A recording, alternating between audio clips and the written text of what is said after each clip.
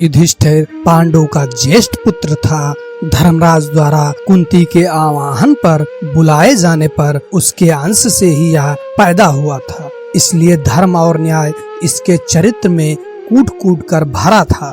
इसी के कारण इसको धर्मराज युधिष्ठिर पुकारा जाता था।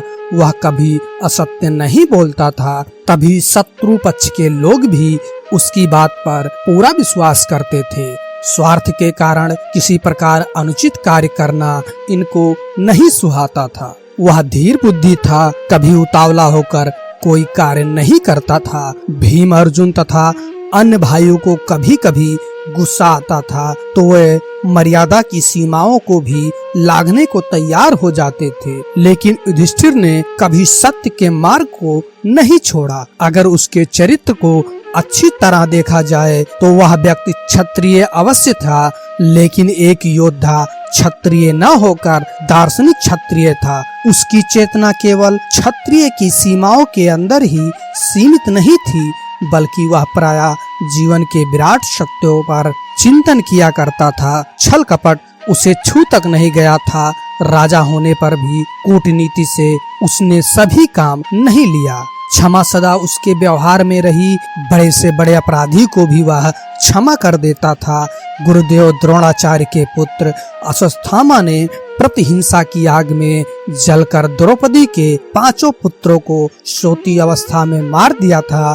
इससे बड़ा अपराध और क्या हो सकता था। एक तो पुत्रों की हत्या, वंशनाश करने की कुचेष्टा और इस तरह अन्याय से, लेकिन युधिष्ठिर ने उस आतताई अश्वत्थामा को भी क्षमा कर दिया। उस समय अश्वत्थामा का वध करने के लिए तुले हुए पांडव उसके सामने कुछ नहीं बोल पाए थे। उसकी आत्मिक शक्ति इतनी अधिक थी कि एक बार तो कितने भी क्रोधी स्वभाव का व्यक्ति उसके सामने सिर झुका देता था। स्वभाव से वह सहनशील था। दूसरों की क्षुद्रता पर रोष करना उसे नहीं आता था। कौरवों ने क्या क्या कुचक्र नहीं रचे। उन्होंने अपने ही भाई पांडवों को वरणावर्त भेज दिया और वहां लच्छागृह में ठहराया। वहां से उनको सुरंग लांघकर भागना पड़ा और इस तरह दुर्योधन का वह षड्यंत्र निष्फल चला गया। लेकिन युधिष्ठिर को इस पर भी क्रोध नहीं आया। उसने कभी भी अपने मुंह से यह बात नहीं की कि दुर्योधन को नष्ट कर देना चाहिए। सच देखा जाए तो वह पूरी तरह निष्काम कर्मयोगी था। इस भौतिक संसार के सुख और दुख उसको अधिक विचलित नहीं करते थे। बच्चों के समान सरल उसकी प्रकृति थी। दूसरों के बनाए षड्यंत्रों को वह नहीं जान पाता था। इसका कारण यही था कि उसकी दृष्टि निरंतर जीवन की सुंदरता पर रहती थी। जीवन का पक्ष वह अच्छी तरह नहीं जानता था। भाई और मित्र पर पूरी तरह विश्वास करता था। एक सफल कूटनीतिक की तरह संदेश करना उसे नहीं आता था। तभी उसने दुर्योधन का जुआ खेलने का प्रस्ताव सहर्ष स्वीकार कर लिया। राजसूय यज्ञ के पश्चात उसके वैभव को देखकर वृद्ध धृतराष्ट्र के मन में ईर्ष्या जाग उठी थी।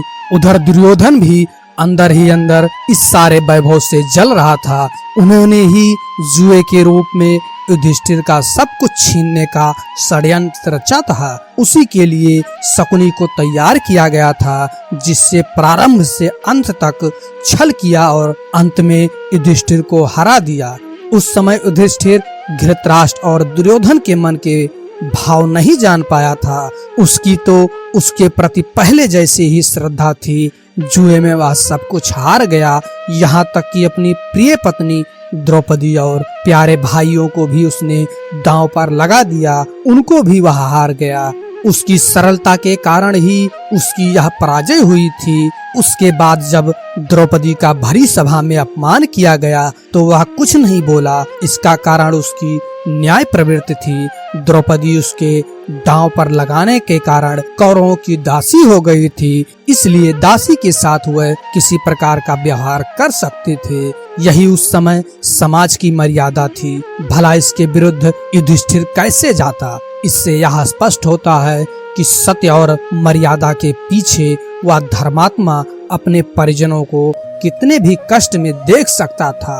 12 वर्ष तक और 1 वर्ष अज्ञातवास का दुख उसकी इस भूल के कारण सभी को सहना पड़ा था। लेकिन फिर भी उसके मन में इसके प्रति खेद नहीं था, बल्कि यह प्रकार का संतोष और सुख था कि वह अपने धर्म का पालन कर रहा है और उसने वनवास और अज्ञातवास की वह अवधि पूरी की। उस बीच कभी यह विचार उसके मन में नहीं आया कि कौरवों ने यह कुचक्र रच कर ही हमें वनवास दिया है, फिर इसको स्वीकार करके क्यों कष्ट भोगा जाए। वह सत्यवादी था, एक बार वचन देकर लौटना तो जानता ही नहीं था। वनवास के समय अन्य भाई कभी कभी विक्षुब्ध हो उठते थे और कहते थे कि कौरवों के इस अन्याय को स्वीकार करना भी कौन सा धर्म है। उधर द्रौपदी भी निरंतर कौरवों के इस कुचक्र का बदला लेने के लिए युधिष्ठिर को उभारा करती, लेकिन वह धीर बुद्धि कभी भावेश में आकर अनुचित पथ का अनुसरण नहीं करता था। अगर ये कहानी आपको अच्छी लगती है प्लीज लाइक करें, शेयर करें और इस चैनल को सब्सक्राइब करके अपने भाई का सपोर्ट करें। Thank you. जय माता दी, जय श्री कृष्णा, जय हिंद दोस्तों।